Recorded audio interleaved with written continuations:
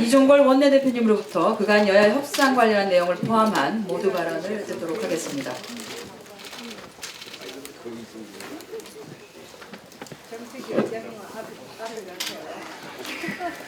아니 제가 저 뒤에서 여기까지 내려왔잖아요. 이제 임시국회 같지도 않은 임시국회에 또 원포인트 본회의를 열도록 됐습니다. 지역구 활동에서 힘써시는 여러분들께서 또 올라오시게 해서 죄송스럽습니다. 오늘은 그동안 법사위에서 있었던 비쟁점 법률 47개를 처리하는 것으로 끝낼 것 같습니다. 어제 문재인 대표님 모시고 저당의 김무성 원유철 대표와 함께 했던 2+2 회동에서 낸 결론은 오늘 본회의를 열자는 것 하나였습니다. 그래서 법사위에서 그동안 47개 한 것에 대한 그나마 그거라도 하자라는 것이 저희들이 자존심 섞인 국회 일정입니다. 그동안 관심 있게 보셨습니다만 저희는 열심히 저 포갑 같은 새누리당 박근혜 정부의 요구를 들어서 나름대로 우리 당의 모습을 잘 지켜냈다고 생각합니다. 그저께 있었던 원내대표 정책의장 트러스트 회담에서 그동안 있었던 쟁점 법률, 노동법을 포함한 쟁점 법률에 관한 회담을 했습니다. 논의 과정에서 성과가 전혀 없었던 건 아닙니다만 사실 결론은 큰 차이 없었습니다. 그리고 어제 있었던 여야 지도부 2+2 회동회조차도 아무런 성과가 없이 무산됐습니다. 청와대 눈치만 살피면서 국민의 삶은 안중에도 없는 새누리당의 무책임함, 오만함을 강력하게 규탄합니다. 이달 들어서 선거구 획정과 쟁점 법안 처리를 위해서 무려 8차례나 회동을 했습니다. 그간 우리 당은 생산적 대안을 제시하면서 야당의 책무를 다하기 위해서 최선을 다했습니다. 쟁점 법률에 관련된 각 상임위의 상임 소위위원님들 그리고 간사님들은 거의 집에도 못 가시고 논의했습니다. 그러나 전혀 진전이 없습니다. 새누리당 어떻습니까? 지금 현재 1천만 명의 유권자를 유령 국민으로 만들어 자신들의 부당한 과반을 보장하는 현행선거법에 집착을 놓지 않고 있습니다. 오히려 자기들이 통과하는데 앞장서 왔다고 하면서 성과를 얘기하는 현행 246 지역구에서 253 그리고 그의 한편 비례수가 7석 주는 제도는 1000만 사표를 더 사표로 만드는 반개혁적 반국민 주권주의적 제도입니다. 그 제도를 굳이 하겠다고 하고 있습니다. 저희는 국민과 야당을 투명인간 취급하고 국회를 고무도장 취급하는 대통령에게 납작 엎드려서 쟁점 법안 토시 하나 고칠 수 없고 선거법 제도 바꿀 수 없다고 하는 새누리당을 규탄합니다. 더욱이 선거와 전혀 관계없는 쟁점 법안들을 선거구 획정과 연기하는 파렴치한 행태마저 일으키고 있습니다. 도저히 다수 여당의 지위를 포기한 처사라밖에 볼 수 없습니다. 다시 한번 강조합니다. 우리 당은 그동안에 제기하고 있는 소위 쟁점 법안에 대해서 절대로 반대하지 않습니다. 정부 여당안이 야기할 국민적 재앙을 예방하기 위한 최소한의 안전장치를 마련하자는 것입니다. 20대 신입사원까지 구조조정의 칼날을 들이댄 두산 사례를 보십시오. 이것이야말로 노동 5법 강행 처리가 불러올 대한민국 노동의 잔인한 미래 아니겠습니까? 특히 기간제법, 이것은 비기정규직 양산법입니다. 민생법이 아니라 인생법입니다. 스스로 인정했습니다. 비정규직이 늘어날 수밖에 없는 것을 인정했습니다. 새누리당은 파견법, 이거야말로 파견을 33개 업종에 제한하고 있는 파견을 늘려냄으로써 파견제 양산법입니다. 이 경우 전체 노동자의 상시적 고용 불안 상태를 몰아넣을 가능성이 큽니다. 그렇기 때문에 저희들은 이런 절대 안 된다고 하고 있습니다. 기업 활력 제고법, 소위 원샷법을 홍영표 의원님 나오셨는지 모르겠습니다만 아직 안 나오셨나요? 저희가 고육책으로 그동안 재벌들 상호 출자 제한 집단의 경우에는 특혜가 될 수 있는 영역에서 제외하지만 새누리당이 그동안 2달 동안 앵무새처럼 처리한 사정 구조조정에 필요한 업종인 석유화학, 또 철강, 선박, 조선, 대관에서는 재벌을 또 포함한 이곳에 범위를 넣도록 했습니다. 그런데 그나마도 타결에 협의를 하는 듯 했다가 오후가 되자마자 윗선의 어떤 지시에 윗선의 지시가 내렸는지 반대했습니다. 반대 이유는 보니까 WTO 보조금 규정입니다. WTO 보조금 규정은 이 법의 주요 내용으로 하고 있는 여러 절차 간소화법, 구조조정에 있어서 예컨대 소규모 합병 경우에 종전에 10%에서 20%로 넓힌 것, 간이 합병, 간이 분할, 그것이 아니라 조세감면특별법에 의한 조세 혜택까지 주는 내용이 담겨 있다는 것을 자백해버렸습니다. 말도 안 되는 것입니다. 지금 우리가 롯데 사태에서 보듯이 재벌에 대한 특혜, 재벌에 대한 법인세 감세, 재벌에 대한 과도한 보호 문제는 오히려 우리나라 글로벌 재벌 환경에 좋지 않다는 것을 토대로 저희들이 상법 기타 여러 가지 법에 의해서 공정거래법에 의해서 재벌들에 대한 규제와 가버넌스 통제를 계속 주장해 왔습니다. 그것을 하나도 받아들이지 않은 채 오히려 재벌의 특혜를 그것도 조세감면특별법에 의한 특혜까지 주겠다고 하는 것이기 때문에 저희들은 이건 재벌특혜법이라고 할 수밖에 없습니다. 조세감면특별법상의 혜택이 없어진 단순한 절차 특례법이라면 저는 이 세 가지 업종을 포함한 확대된 범위의 원샷법을 받으리라고 생각합니다. 그러나 이들은 받지 않고 있습니다.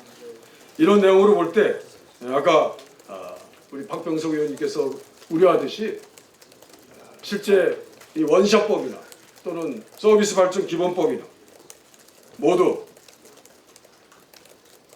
그동안의 박근혜 정부 실패의 민생 파탄의 책임, 일자리 감소의 책임, 우리나라 경제 추락의 책임을 이 법 하나에 돌려서 야당이 오히려 발목 잡는다는 이유로 발목 잡아서 이 법 하나 통과시키지 못했기 때문에 그동안 경기 파탄의 원인이 야당에게 있다라고 하는 그런 꼼수를 부리기 위한 여당의 박근혜 정부의 의도와 마각을 드러낸 것 아닌가 생각합니다. 말씀하다시피 서비스 산업발전법 그동안 얘기했던 장밋빛 환상으로 가득 차 있습니다만 이것은 그동안 얘기한 것을 보면 우리가 수천 개의 의료 서비스 모두 다 통과시켜주겠다. 다만 걱정되고 있는 보건의료 서비스 이것은 의료 공공성의 문제 때문에 한 달, 두 달 좀 더 추후에 판단해서 통과하자라고 하는 그 많은 호소, 애탄 호소에도 불구하고 그것 하나 때문에 통과 못하겠다라고 하는 새누리당의 지금까지의 줄곧 일관된 태도는 바로 재벌의 의료 서비스 산업 진출을 허용하는 진출법, 허용법 이런 것도 아니겠느냐. 그나마도 별로 효과가 없다고 한다면 저희 당이 발목을 잡아서 의료 서비스, 기타 서비스 산업에 일자리를 제공하지 못하는 책임이 야당에게 있다는 발목잡이 야당으로 돌려서 그동안 경제 실패를 야당에게 돌리려는 것 같은 내용입니다. 사실 별거 아닙니다만 박근혜 대통령이 건마다 일마다 항상 이 법 두 개를 얘기하면서 딱 두 개 법입니다. 법 얘기하면서 야당이 발목 잡고 있다라고 하는 그렇게 탓하는 그 모습을 본다면 그런 것 아니겠나. 우리 의원님들께서 이제 우리 스피커를 높여 주셔야 됩니다. 딱 두 개입니다. 그동안 30개 법 경제활성화법이라고 해달라고 해서 4년 동안 저희들이 하나하나 다 통과시켜드렸습니다. 이제 남은 거 이 서비스 발전법 하나입니다. 그리고 두 개 금융 구조에 관한 법률은 우리 저 정무위에서 김기식 의원이 애쓰신다만 그거는 자기들 사정에 의해서 사실 포기하다시피 해서 27개 법을 다 통과시키고 오로지 이제 남아있는 거 서비스 발전법 하나입니다. 그리고 새롭게 나타난 소위 말하는 기업활력제고법 그것도 이런 큰 문제를 가지고 있습니다. 의원님들께서 지난번 의총 때 많은 걱정해 주셔서 저희들이 여러 가지 얘기를 했습니다. 그럼에도 불구하고 우리가 세계법, 세계 영역을 허용해 주는 고육책을 우리가 감수했습니다. 그럼에도 불구하고 또 그들은 갑자기 입장을 바꿔가지고 하지 못하겠다는 이유가 이렇게 터무니없는 내용이에요.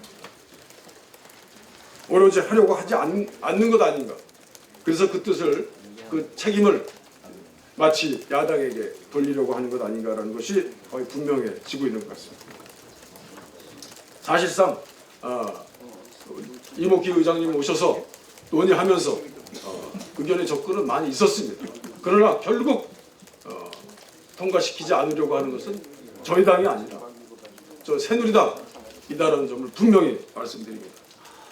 북한 인권법의 경우에 그동안 신재gun 간사님께서 많이 논의를 좁혀주셨습니다. 외통위 의원님들께서 해주셔서 이제 한두 개 장점만 남았습니다. 이번에 어떻게든 북한 인권법은 처리가 될 수 있도록 최선을 다하겠습니다. 남은 이견도 다 좁혀나갈 것이라고 생각합니다. 이제 이번 12월 30일이 지나면 선거법 협상이 잘 안 돼서 선거법이 통과되지 않는다면 사실상 선거구가 없어진다고 합니다. 1월 1일부터는 선거가 없어진다면 우리는 이제 국회의원님들도 각 선거구가 없는 국회의원이 됩니다. 무진공 상태가 됩니다만 그러나 그것이 마치 입법 비상사태, 참정권 비상사태, 또 무슨 헌정 비상사태라는 그런 과장된 논리 비약을 통해서 국회의장이 1월에는 직권상정을 통해서 선거법을 개정하려고 하는 그런 입장을 내놓고 있습니다. 그 내놓은 이후로 새누리당은 꼼짝 않고 있습니다. 직권상정을 하게 되면 결국에는 부결과 찬성의 그 기술적 조화를 통해서 새누리당, 과반수인 새누리당의 의도대로 결론이 날 수 있을 확률이 높아지기 때문에 그렇습니다. 사실상 거의 그렇게 될 것이라고 봅니다. 지금 동안 우리는 7번의 선거법 협상을 문재인 대표 같이 함께 해서 일관되게 비례대표 7석이 줄어드는 비례성의 침해의 전제 조건으로 비례성을 확보하는 제도를 요청했습니다. 그 제도는 8번에 걸쳐서 저희들이 완화시켰습니다. 계속 요구했습니다. 처음에 여러분 아시다시피 7석이 줄어들게 됨으로써 저는 어찌 보면 병립형 비례에서 연동형 비례라는 좀 더 확대된 비례대표 제도라는 것이 논쟁할 수 있도록 기회가 됐다고 생각합니다. 또한 한편 선거관리위원회가 저희도 알지 못하는 사이에 200대 100이라고 하는 선거법을 냈습니다. 공직선거법을 냈습니다. 그것은 독일형 연동제 내용이고 상당히 진전된 법이라고 저희들은 평가했습니다. 그것을 절반 또 4년 뒤 조건을 완화하면서 8번의 회의를 했습니다만 마지막 최소 의석 소수 정당의 최소 의석 5석을 보장하는 최소 의석이라도 받아. 그리고 18세 연령 1세 이하는 그것도 고등학교 학생을 제외한 제도를 절충하는 논의를 수차례 했습니다만 결국 받아들이지 않고 말았습니다. 이렇게 얘기했습니다. 만약에 초유의 이 비상사태라는 것을 운운하면서 지금까지 국회가 지켜왔던 그래도 이 협상과 서로 게임에 누린 정치개혁법을 지금까지의 문화와 달리 직권상정하는 방식으로 일방 처리하게 되는 경우에는 이제 그동안 논의했던 쟁점 범위를 앞으로 논의할 수 없다. 그것은 모조리 여당의 책임이다. 새누리당의 책임이다라고 분명히 원철 대표에게 얘기했습니다. 다시 한번 얘기합니다. 12월 31일 전까지 저희들이 낸 완화된 17, 8번의 완화된 계속 완화시킨 그 조건을 수용해야 합니다. 그 수용을 조건으로 합의해야 한다고 생각합니다. 그렇지 않는다면 입법 비상사태니 운운하는 선거구가 사라지는 그런 모든 책임은 정부 여당에게 있다는 점을 저는 분명히 말씀드립니다. 오늘 추석께서 오늘 오전에 오셨다고 해서 제가 좀 자세히 그동안의 협상 과정을 말씀 올렸습니다. 오늘은 47개 무쟁점 법안을 처리하게 됩니다. 그동안 사회경제기본법, 대중소기업 상생협력촉진법, 청정고용촉진특별법, 사회보전기본법, 기초연금법 등 우리가 새누리당의 소위 말해서 경제법이라고 하는 것에 꼭 통과시켜야 되는 대상 입법으로 상대 입법으로 이것을 주장해 왔습니다. 이와 함께 논의돼야 된다고 생각합니다. 이것마저도 새누리당의 태도에 의해서 사실 무입법, 무공백 상태로 가게 될 모든 책임은 저 새누리당, 한나라당에 있다는 것을 분명히 말씀드립니다. 오늘 잠시 안에 국회 47건의 안건 처리가 있을 예정입니다. 그 이후에 현재 1월 8일까지 새누리당이 임시국회를 열어놓은 상태이고 저희들은 그동안 적절히 원포인트 국회로 지난번 한 번과 이번에 2번째 열게 됩니다. 그 이후에 국회의 여러 가지 운영 사항을 의원님들과 협의해서 의논해서 하도록 하겠습니다. 감사합니다.